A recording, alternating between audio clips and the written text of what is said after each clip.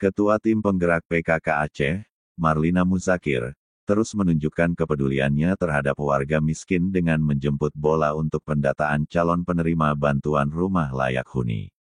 Pada Kamis, tanggal 20 Maret tahun 2025, Marlina bersama mantan Bupati Aceh Timur, Hasbala M. Taib, dan istrinya mengunjungi Lokmere, Kecamatan Darul Ihsan, Aceh Timur, untuk mendata kondisi Muzakir, seorang warga yang hidup dalam keterbatasan. Setibanya di lokasi, Marlina disambut penuh haru oleh Muzakir beserta istri dan anaknya. Ia kemudian memasuki rumah gubuk keluarga tersebut yang hanya berdinding triplek dan beralaskan tanah. Tak ada dapur, kamar mandi, atau fasilitas lain yang layak.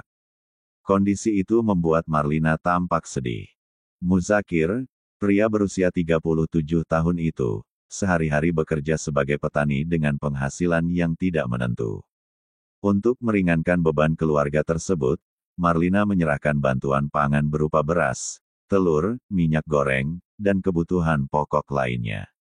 Selain itu, ia bersama Hasbala M. Taib juga memberikan santunan uang tunai kepada keluarga Muzakir serta anak-anak di sekitar rumah. Kita akan membantu mengupayakan bantuan rumah layak huni bagi keluarga ini, ujar Marlina.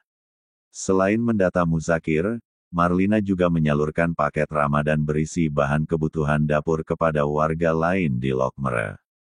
Dengan penuh semangat, ia berjalan kaki dari rumah ke rumah, meskipun harus menembus kawasan hutan.